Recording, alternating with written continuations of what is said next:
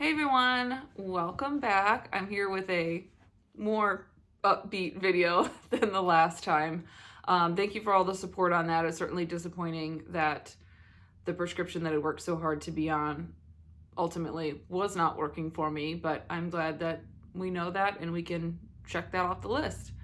I meet with my gastroenterologist next week, so excited to see what he has in store for me, what he thinks are the next steps. I did start a new prescription, so I had emailed his assistant asking about cholestyramine, which is something you might have heard of. It is fairly popular or known medication. It may or may not work. It's something that we talked about in the beginning, that it might help with the itching, but not necessarily with the bile acids. So it seems like the next logical step to take for trying. So started taking that. It is disgusting. It's a powder that you mix with water and it really doesn't dissolve. It tastes like raw flour or cornmeal, like if you've ever had it on the bottom of a pizza, or like fine sand. Like it just kind of like sticks to your mouth and you really need to like slam it and chug it, which is not a quality that I possess. Although this week I have gotten better at it. So the first day I put it in like 8 ounces of water.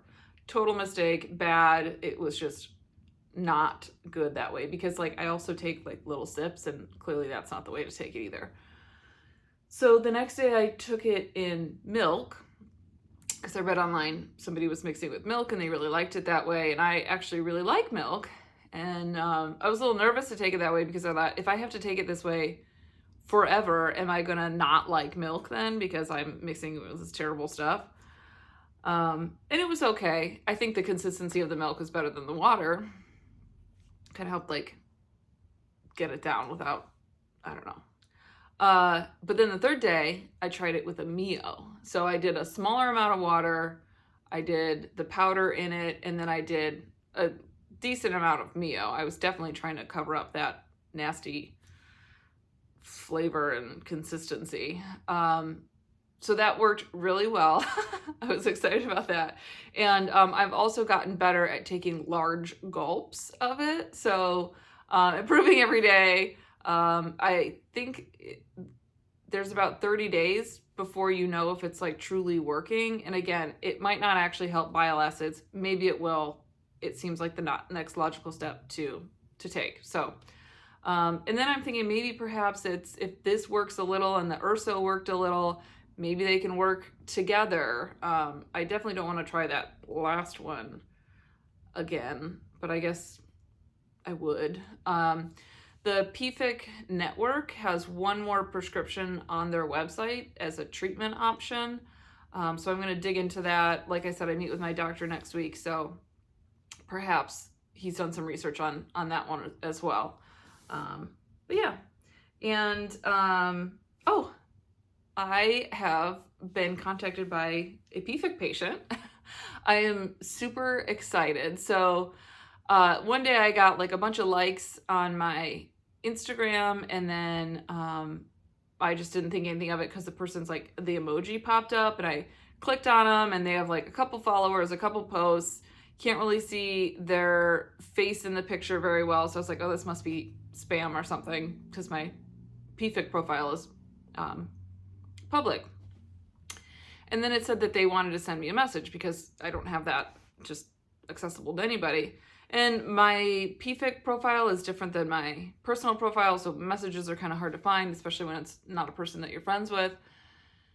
And then then the next day she posted on one of my videos that she sent me a message. So I was like, okay, maybe this is a actual person and it's not spam trying to, like, I don't know, send money to the Nigerian prince. So I clicked on that, and she is a PFIC adult.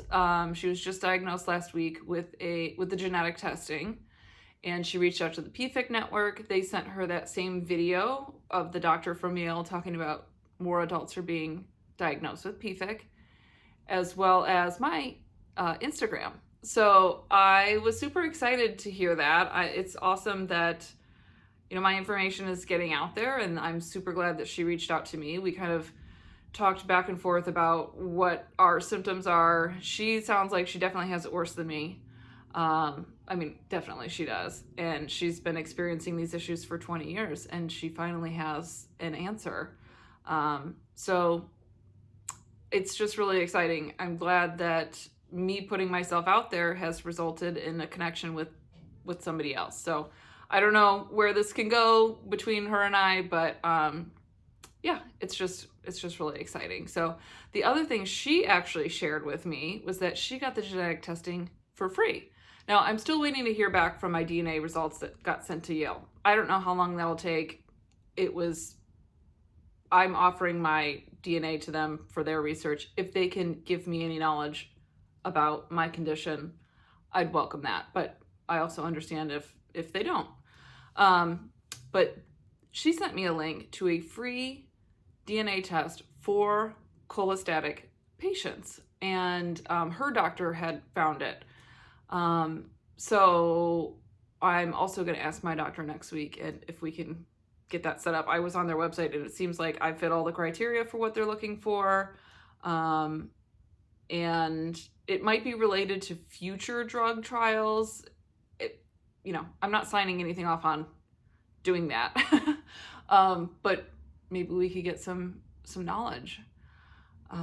So that's super exciting. So maybe I can get that. And that, she said hers took about 6 weeks to get that back. So it would just be nice to finally confirm it. I truly believe this is what I have, but because it's so rare and even more rare for adults, I just really want somebody to concretely put it out in front of me. It says, yes, you have this. So if it could be done for free, that would be great. That's all for now. Maybe I'll have more after my meeting with my doctor next week. All right, talk to you later. Bye.